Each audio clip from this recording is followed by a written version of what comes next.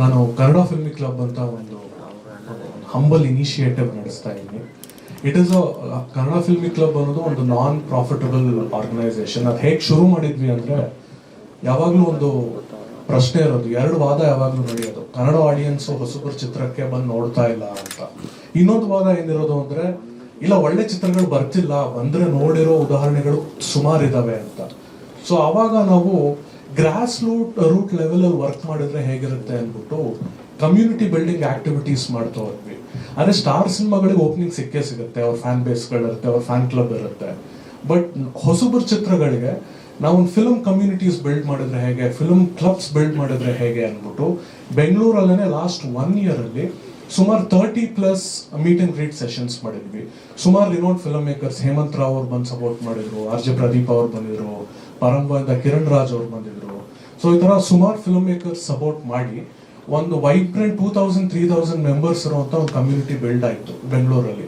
And then ನಾವು ಇದನ್ನ ಎಲ್ಲ ಡಿಸ್ಟ್ರಿಕ್ಟ್ಸ್ ಅಲ್ಲೂ ಮಾಡಿದ್ರೆ ಹೇಗಿರುತ್ತೆ ಅಂದ್ಬಿಟ್ಟು ಮಣಿಪಾಲ್, ಹುಬ್ಳಿ, ಬೆಳಗಾಂ, ತುಮಕೂರು, ಶಿವಮೊಗ್ಗ, ಮೈಸೂರು ಎಲ್ಲ ಕಡೆನೂ ನಮ್ಮ ಕ್ಲಬ್ನ ಡಿಸೆಂಟ್ರಲೈಸ್ ಮಾಡಿದ್ವಿ.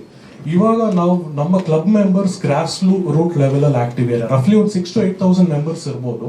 ಬಟ್ ಒಂದು ಹೊಸಬರ ಚಿತ್ರಕ್ಕೆ ನಮ್ಮ ಕಡೆಯಿಂದ ಅಟ್ಲೀಸ್ಟ್ ಒಂದು 5,000 ಜನ ಓಪನಿಂಗ್ ಸಿಗುತ್ತೆ ಅನ್ನೋ ಒಂದು ಕಾನ್ಫಿಡೆನ್ಸ್ ಬಂದಾಗ ಇದನ್ನ ಹಿಂಗೆ ಗ್ರೋ ಮಾಡ್ತಾ ಹೋಗ್ಬೇಕು. ಒಂದು ಪ್ಯಾಷನೇಟ್ ಫಿಲ್ಮ್ ಕಮ್ಯುನಿಟಿ, ಒಂದು ಫಿಲ್ಮ್ ಕಲ್ಟ್ ನ ಗ್ರಾಸ್ ರೂಟ್ ಲೆವೆಲ್ ಅಲ್ಲಿ ಬಿಲ್ಡ್ ಮಾಡ್ಕೊಂಡು ಎಕ್ಸ್ಪ್ಯಾಂಡ್ ಮಾಡಬೇಕು ಅನ್ನೋ ಪ್ರಾಸೆಸ್ ಅಲ್ಲಿ ಇದ್ದಾಗ, ಆಲ್ರೆಡಿ ಒಂದು 5,000-8,000 ಮೆಂಬರ್ಸ್ ಓಪನಿಂಗ್ ಇರಬೇಕಾದ್ರೆ ನಮಗೆ ಏನಕ್ಕೆ ಯಾರಾದ್ರೂ ಒಂದು ಸಿನಿಮಾದ ಜೊತೆ ಕೈ ಜೋಡಿಸಬಾರ್ದು ಅಂತ ನಾವು ಹುಡುಕಾಟದಲ್ಲಿ ಇದ್ದಾಗ ರೈಟ್ ಟೈಮಲ್ಲಿ ರೋಷನ್ ಅವ್ರು ಕನೆಕ್ಟ್ ಆದ್ರು.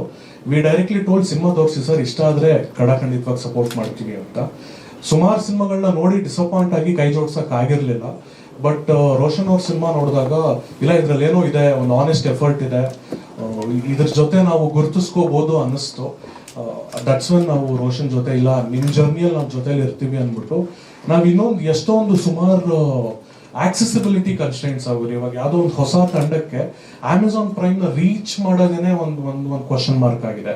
ಅಥವಾ ಯಾರೋ ಯಾರೋ ಓವರ್ಸೀಸ್ ರೈಟ್ಸ್ ಮಾಡ್ಬೇಕಾಗಿರುತ್ತೆ, ಇಲ್ಲ ಯಾವುದೋ ಒಂದು ಡಿಸ್ಟ್ರಿಬ್ಯೂಟರ್ಸ್ ಆರ್ ಆಕ್ಸೆಸಿಬಲ್ ಯಾರೇ. But beyond that post release ಏನೇನು ಹಂತಗಳು ಬರುತ್ತೆ ಬಿಸ್ನೆಸ್ ಆವೆನ್ಯೂಸ್ ಅಲ್ಲಿ, ಆ ಆಕ್ಸೆಸ್ ತುಂಬಾನೇ ಒಂಥರ ಚಾಲೆಂಜಿಂಗ್ ಆಗಿದ್ದಾಗ ನಾವು ನಮ್ಮ ಫಿಲ್ಮ್ ಕ್ಲಬ್ ಕಡೆಯಿಂದ ಈ ಆಕ್ಸೆಸ್ ಚಾಲೆಂಜ್ ನ ಬ್ರೇಕ್ ಮಾಡಿದ್ರೆ ಹೇಗಿರುತ್ತೆ ಅಂದ್ಬಿಟ್ಟು ನಾವೊಂದಷ್ಟು ಜನ ಡಿಸ್ಟ್ರಿಬ್ಯೂಟರ್ಸ್ ಜೊತೆ ಟೈಅಪ್ ಆದ್ವಿ. ಜನನಿ ರಿಲೀಸ್ ಅಂತಿದೆ, ಬ್ಲಿಂಕ್ ಸಿನಿಮಾದ ನಿರ್ಮಾಪಕರು ರವಿಚಂದ್ರ ಹಾಗೂ ರಾಮೇನಹಳ್ಳಿ ಜಗನ್ನಾಥ್ ಅಂತ ಹೊಂದಿಸಿ ಬರೀರೋ ಡೈರೆಕ್ಟರ್, ಅವರಿಬ್ರು ಸೇರಿ ಜನನಿ ಡಿಸ್ಟ್ರಿಬ್ಯೂಷನ್ ಅಂತ ಮಾಡ್ಕೊಂಡಿದ್ದಾರೆ. ಅವ್ರ ಮೂಲಕ ನಾವೇ ಈ ತರ ಪ್ಯಾಷನೇಟ್ ಸಿನಿಮಾಗಳನ್ನ ಡಿಸ್ಟ್ರಿಬ್ಯೂಟ್ ಮಾಡಿಸೋಣ ಅಂತ ಬಂತು. ಒಂದಷ್ಟು ಜನ OTT ಅಗ್ರಿಗೇಟರ್ಸ್ ಜೊತೆ ಟೈಅಪ್ ಆದ್ವಿ. So that directly decision makers ಯಾರ್ಯಾರಿದ್ದಾರೆ OTTs ಅಲ್ಲಿ, ಅವ್ರ ಜೊತೆ ನಾವೇನಾದ್ರು ಬಿಸ್ನೆಸ್ ಕ್ರ್ಯಾಕ್ ಮಾಡ್ಬೋದಾ ಅಂತ. ಅಂಡ್ ವೇರಿಯಸ್ ರೈಟ್ಸ್ ಏನೇನಿರುತ್ತೆ ಸೆಲ್ಲಿಂಗಿಗೆ, ಅವ್ರ ಜೊತೆ ಟಚ್ ಅಲ್ಲಿ ಇದೀವಿ. So basically all under one roof. First copy ಮಾಡ್ಕೊಂಡು ಕನ್ನಡ ಫಿಲ್ಮಿ ಕ್ಲಬ್ ಬಂದ್ರೆ ನಮಗ್ ಸಿನಿಮಾ ಇಷ್ಟ ಆದಲ್ಲಿ the entire journey hand holding process ಅಲ್ಲಿ ನಾವು ಇರ್ತೀವಿ ಅನ್ನೋ ಒಂದು ಜರ್ನಿಯಲ್ಲಿ ಇದ್ದಾಗ ರೋಷನ್ ಅವ್ರು ಸಿಕ್ಕರು ನಮ್ಗೆ. ಅಂಡ್ ದಟ್ಸ್ ಹೌ ನಾವು ಕನ್ನಡ ಫಿಲ್ಮಿ ಕ್ಲಬ್ ಇಂದ ನಿಮಿತ್ತ ಮಾತ್ರ ತಂಡದ ಜೊತೆ ಜಾಯ್ನ್ ಆದ್ವಿ. That's how what it. And ಇದ್ರದ್ದೆಲ್ಲ ಡೀಟೇಲ್ಸ್ ನಮ್ಮ ಪೇಜ್ ಅಲ್ಲಿ ಇದೆ. ನಾವ್ ಏನೇನ್ ಮಾಡ್ತೀವಿ, ಏನೇನ್ ಆಕ್ಟಿವಿಟೀಸ್ ಮಾಡ್ತೀವಿ ಎಲ್ಲದೂ ನಾವು ಇನ್ಸ್ಟಾ ಪೇಜ್ ಅಲ್ಲಿ very transparent. All activities we keep posting. So it's a very humble non profitable initiative with ನಿಮಿತ್ತ ಮಾತ್ರ ಟೀಮ್. ಸ್ವಾದಿಷ್ಟತೆಯ ಸ್ವಾದ, ತಾಜಾತನದ ಆಹ್ಲಾದ, ಉತ್ತಮ ಆರೋಗ್ಯ ಮತ್ತು ಹೆಚ್ಚಿನ ರೋಗ ನಿರೋಧಕ ಶಕ್ತಿಯ ವೃದ್ಧಿಗೆ ಈಗ ನಿಮಗೆ ಸಿಗುತ್ತಿದೆ ಉತ್ತಮ ಗುಣಮಟ್ಟದ ಪೌಷ್ಟಿಕಾಂಶ. Shri Vaidik millet health mix. ಇದು ಸಿರಿಧಾನ್ಯಗಳ ಸಂಪತ್ತು.